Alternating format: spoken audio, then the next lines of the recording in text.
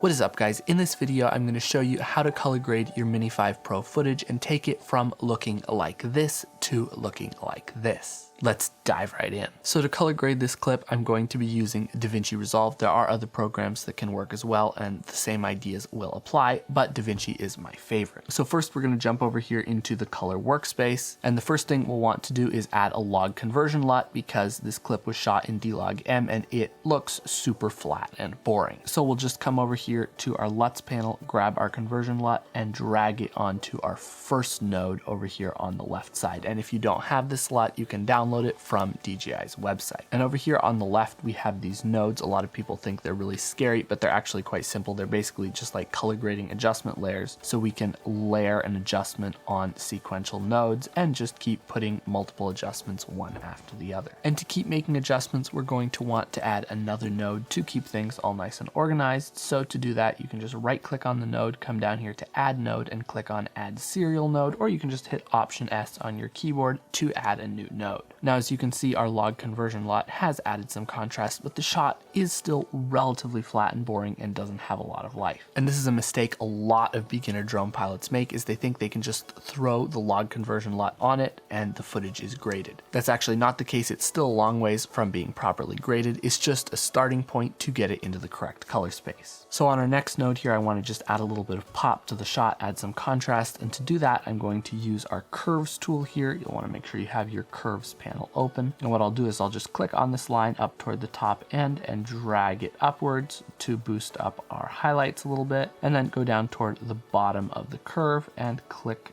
there and drag it down to darken the shadows a little bit. Don't want to darken them too much. We want to overall brighten up the shot. And as you can see, we've just brightened things up a little bit there. I'm also going to come over here into our primaries panel and boost up our shadows a little bit to lift up what's in these shadows so the whole thing doesn't look too dark. Now, next up, we're going to do something that's really, really important specifically for Mini 5 Pro footage, and that is correct the warm magenta color cast that the footage tends to have. For some reason, the footage out of the Mini 5 Pro tends to be kind of magenta shifted as well as a little bit too warm, even if you set your white balance correctly. And you can see that especially in the shadows of this shot. This tree trunk is kind of pinkish. It shouldn't be pinkish. It should be neutral. We can also see that down here in our waveform, everything is kind of reddish. So to fix that, we could just come over here with our color temperature, cool it off some, and then grab our tint and slide that over toward green. And that does kind of correct things, but it shifts all of the colors across the whole image, and I want to be a bit more selective. So instead, what we're going to do is use our lift, gamma, and gain wheels. And basically how these wheels work is whichever direction you push them, it will make the shot that color. The lift mostly affects the shadows,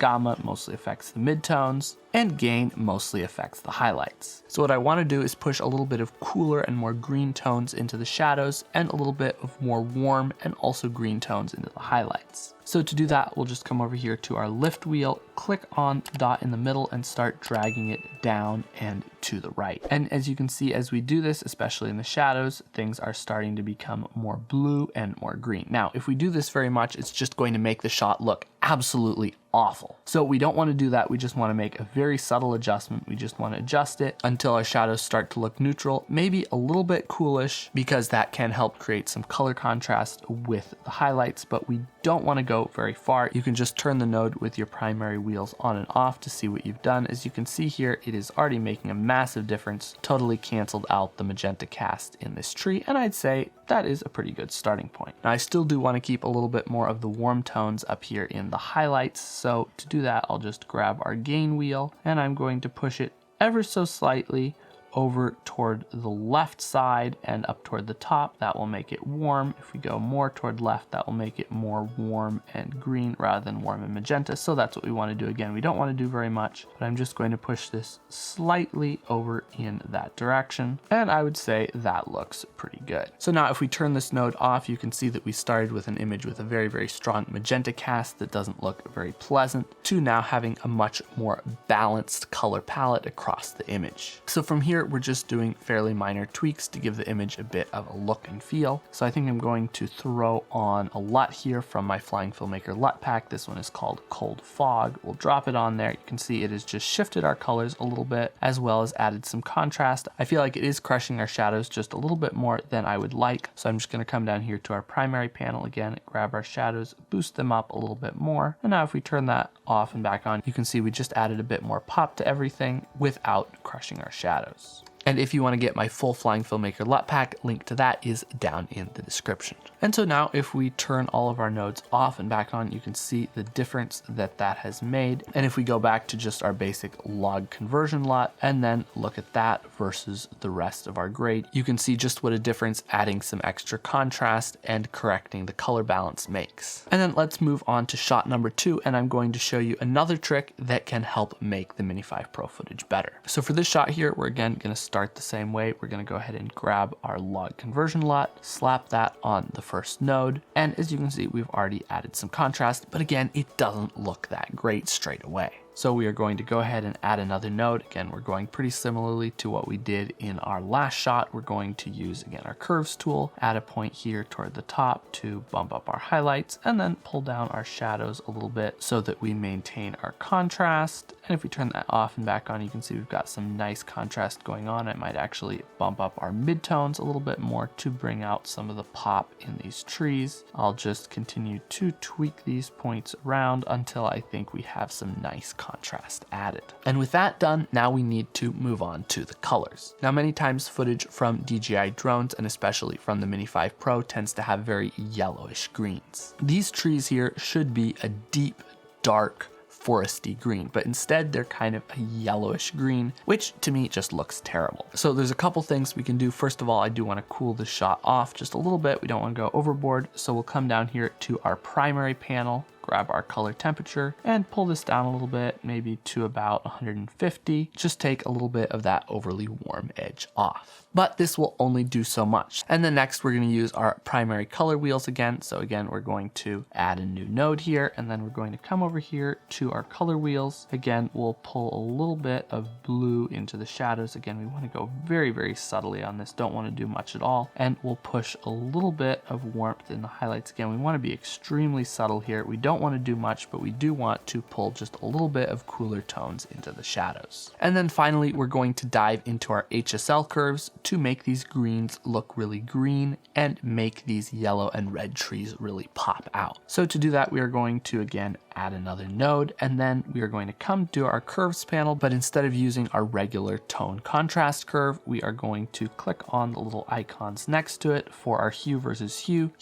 saturation, and hue versus luma curve. First of all, we're going to go after our hue versus hue curve here, and you can see your colors spread out across here, how much of each color you have. If we put points on either side of a certain color, we can then put a point in the middle and drag it up and down to totally change what color things are. Now, obviously that doesn't look very good, so we need to be a bit more subtle, but what we are going to do is actually click on our shot here to use the color dropper to get an idea of where our greens are lying. As you can see, it's this peak right here in the yellow range. Again, we want that more in the green range instead of the yellow range, but that's where it is right now. Now, I'm actually not going to use these points that it added because that's a little bit too narrow of a band to adjust. Instead, I'm going to actually add a point over here just before we get into more of our yellowish reds. And then I'm also going to click over here to add a point more in the green area. And then I'm going to click on the line, make a point in between, and I'm going to pull that down toward a more green hue rather than toward a more yellow hue. And I'm actually going to extend our handles out just a little bit here on the sides because I don't want this to be too narrow. I want it to affect a relatively large range. Now, if we look here in our shot, if we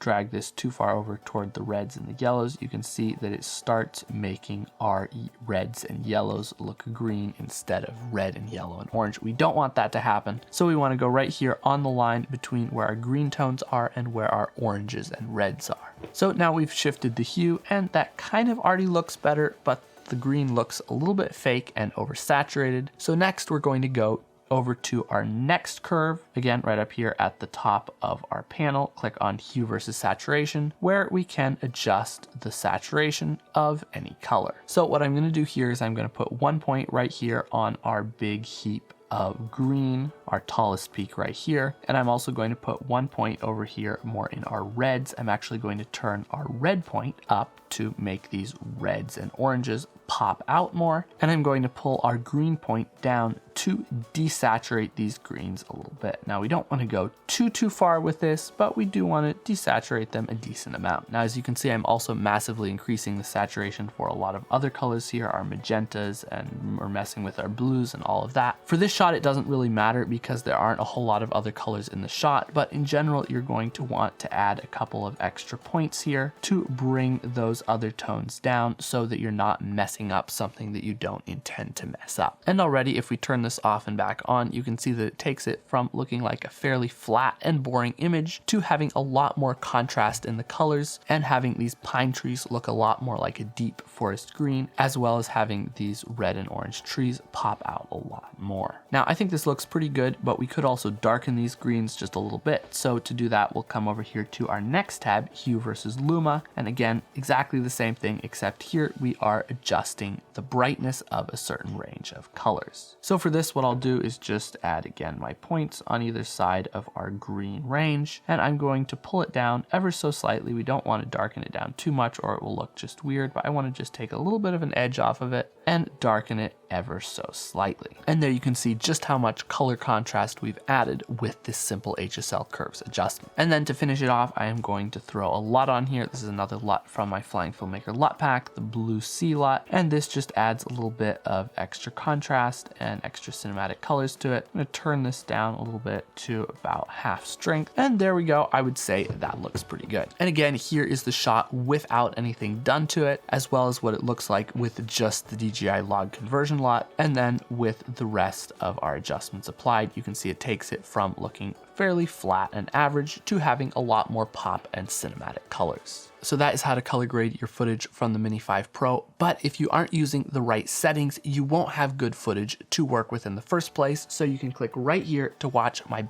best cinematic settings for the Mini 5 Pro. And if you want to get the most cinematic shots with your drone, make sure to check out my completely free 45-minute drone filmmaking training where I share my top 10 secrets to getting cinematic shots with whatever drone you have. Link to that is in the description as well. If you've enjoyed this video, make sure to hit the subscribe button and I'll see you in the next video.